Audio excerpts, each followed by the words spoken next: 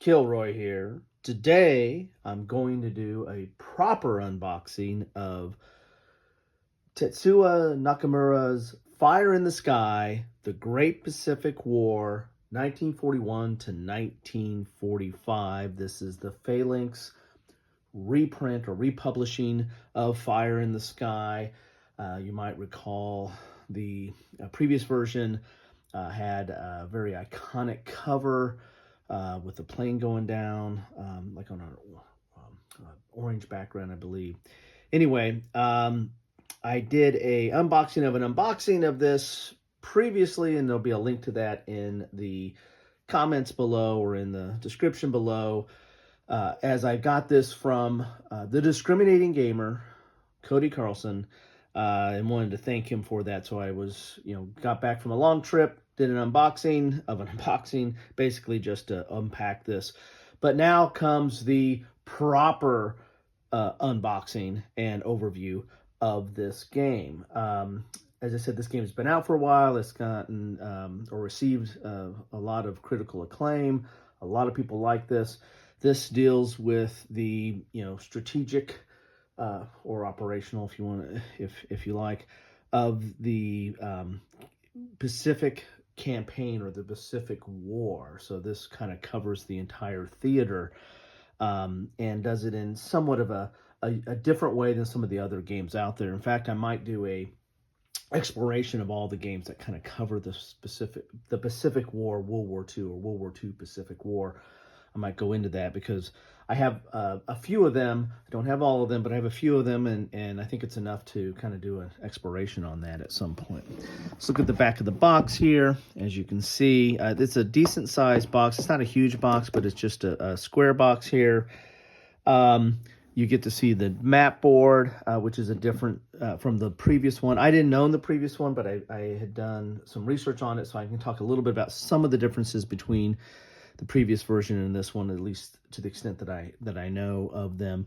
One of the big differences is that this is kind of a more of a muted gray board on this one, where the last one had what I find kind of odd, but it had like cloud cover on the board, but it was much more colorful. It was like blue ocean, islands, with its own color coding system of like what's the level of stacking, I guess, on some of the islands and whatnot, or who had access to it. This one deals it with information boxes now, or little icons, and it also deals it with the counters having different shape, and we'll talk about that when we get into the box. But the map board is much different, but it's in some respects it's kind of simplified and maybe easier to access and play the game. So there is the back of the box. It looks very nice. Let's get into it and see what is in this box here. As I said, this is I followed this game for a while and was watching a lot of the comments on it, and especially the comments on the new version. And when Cody, the Discriminating Gamer, had a contest to give away this game, I entered it and I was lucky enough to get it. So, kudos to Cody, and check out that video to thanking him, and check out his channel. He's got a couple of channels and they're worth looking into. So there's the cover box. Some people, really the cover of the old version, or the previous version, was iconic. I mean, people really like that. It's some people consider it one of the better wargaming covers. This one's fine. This one is nice, and it's maybe it's more suiting to this version, the way that this version is set up, with kind of a little bit more of a different color palette and muted map. So you get these shields here to cover up fleets. So you got your different fleets there and task force. We'll see how that comes into play. Not sure there. You got some bags here, just loose bags. Got to have your bags, unless you're going to use a counter tray, but there's your bags. I bag most things. I try to use counter trays where I can, but a lot of times the counter trays just don't fit in. You got some more shields for task force here, and there's like a little fold in there that you can get for those. You get your rules here, and the rules are, I don't look at the page numbers, but you get some tables on the back here. And it looks like the rules are 19 pages with a back sheet with tables. I always like it when they don't have wasted space, and they use some charts or tables or that you might use in the game, and they use it on the back. I like that. And the rules again are 19 pages. And it looks like they go, well, there's some optional rules here. So you're going right up to 16 pages of the rules. Well, there's special rules. So you got special rules, optional rules. So you're looking at some pretty good pages here. It's dual column, but it's color. And it looks like there's some examples in the like. So it's full color. It's a little bit glossy paper here, as you might see from some of the shine I have on there. So yeah, this isn't an I guess an introductory game, but I don't think it's super complex. It has an interesting way of handling kind of the operations. There's these oil points and transport points that the Japanese have to use, which kind of simulates the need for the Japan to acquire oil resources so that they can get more oil points, so they can help keep their campaign going. And that's tracked in here, and I think that's changed a little bit, not substantially, but more from a ease of use in this game. And maybe I'll go into that when I get to the board. But so there's the rules. You have a game components there, but again, it's about 19 pages with optional rules, dual column, but has some examples in here. Here's your scenario book. Looks like there are, let's see, 1, 2, 3, 4, 6. Oh, 5. There's 5. So 6 scenarios here. I imagine there's probably a full scenario. Maybe that's scenario number 1 here, from the Battle of Java Sea to Japanese surrender. Oh, from Pearl Harbor to Midway. So for Pearl Harbor, so scenario 2 looks like it's the full scenario there.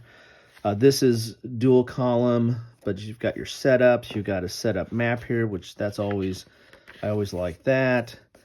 And this talks about maybe these are reinforcements. Is that the reinforcement table? Yeah, there's your reinforcement schedule. It's a little too much glare. Sorry about that. The paper is glossy, but it's not super glossy. It's just the way my lighting is set up. So each of the scenario has like a setup, has reinforcements. You have a little map there. That's good.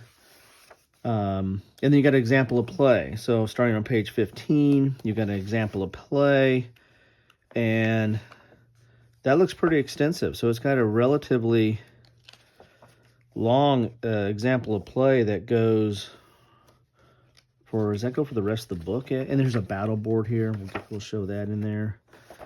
So it looks like the example of play is going to go the rest of the book. So from page 15 to page 32, you get an example of play. So that's nice. So that's a good feature there. You give your counter sheets here.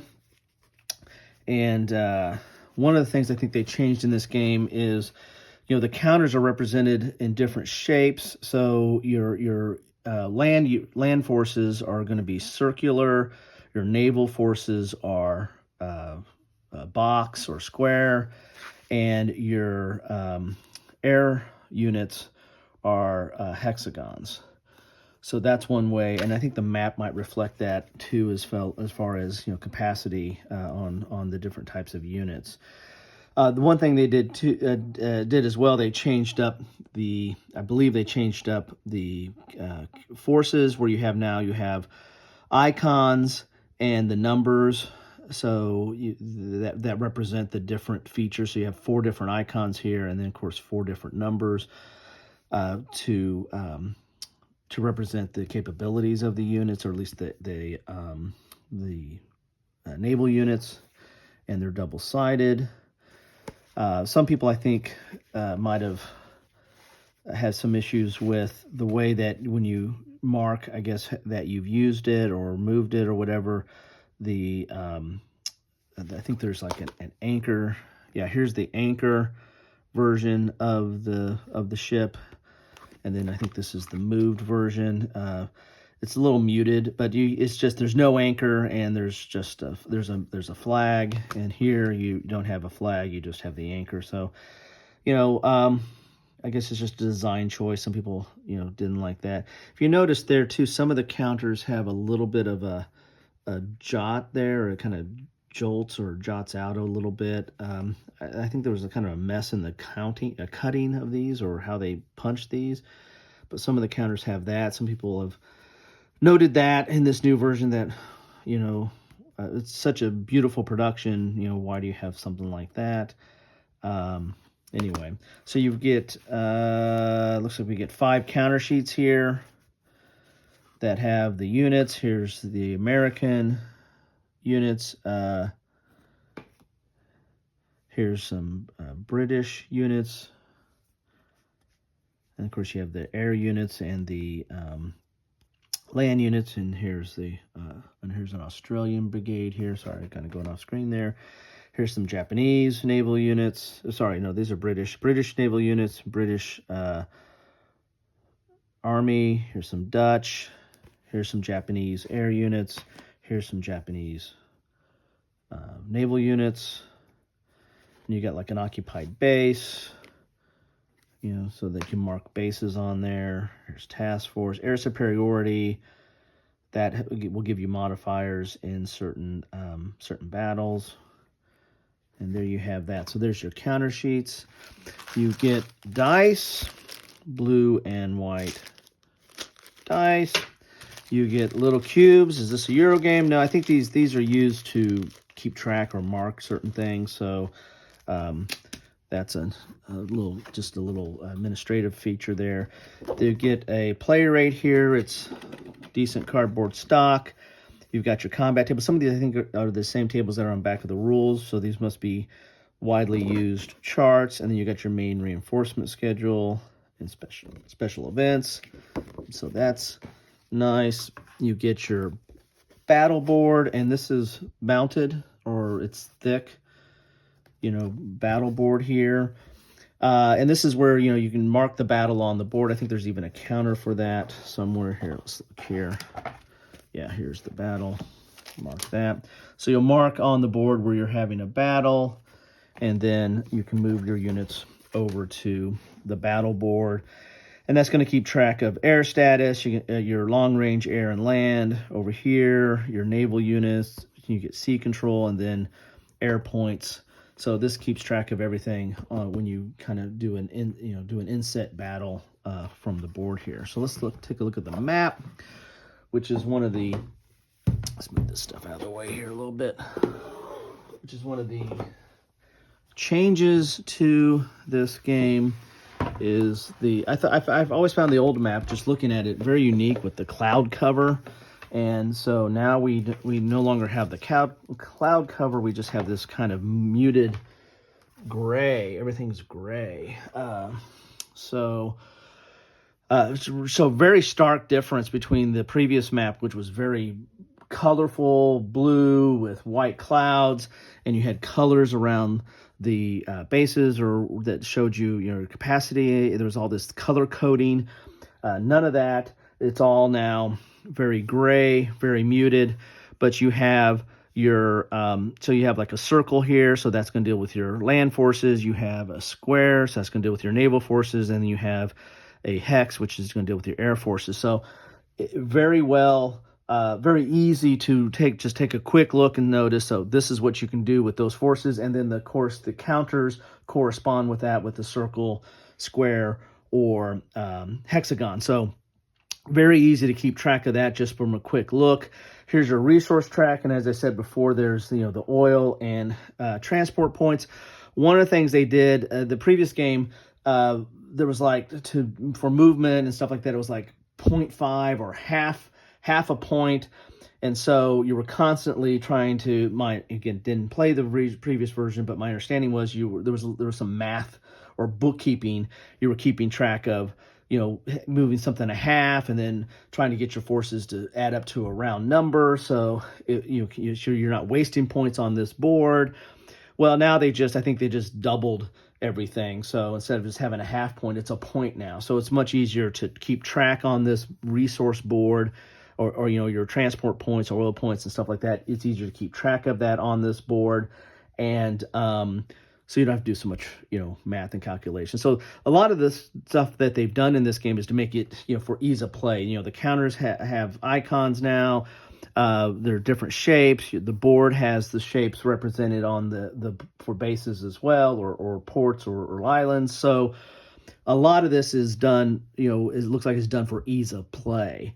You've got your sequence of play on the board. You've got your combat phase on the board. You have some holding boxes on the board here as well. You can see some of those here. There's Pearl Harbor and West Coast, and then you have some for Japan, and then you have the Indian Ocean ports up there. Way you can't see it, but way up there, there's some of the Japan and Indian Ocean ports. So a lot of stuff is done for ease of play, and you know, the counters are really going to speak to, you know, are going to really control the map. You know, whereas before the board was very colorful and had a lot of different, you know, features on it, the map itself is more usable, and the counters are going to stick out. You know, they're going to be the star of the show, because the counters are colorful, and they're going to really stick out on this somewhat of a muted board.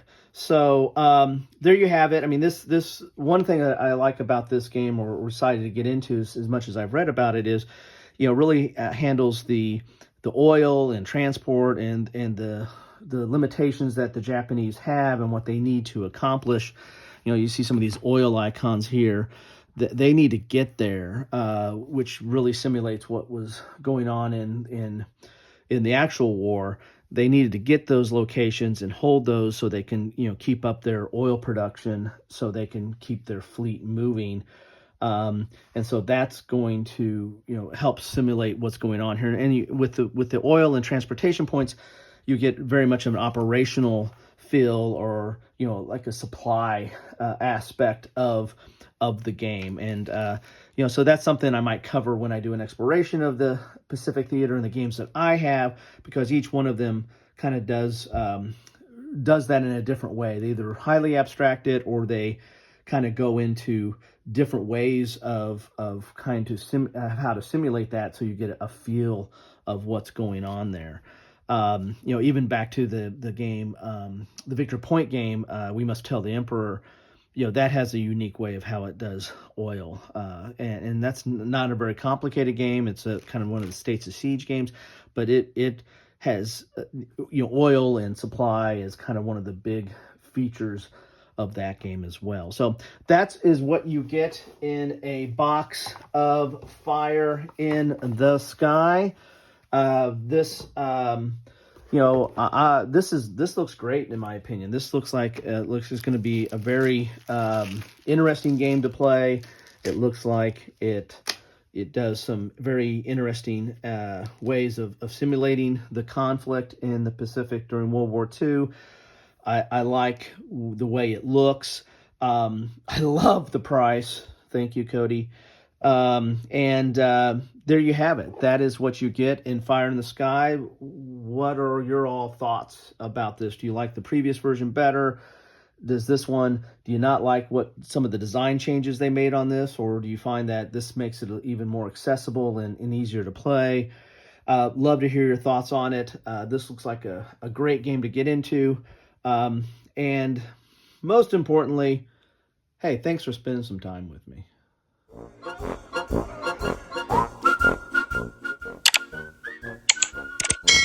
Thanks for watching.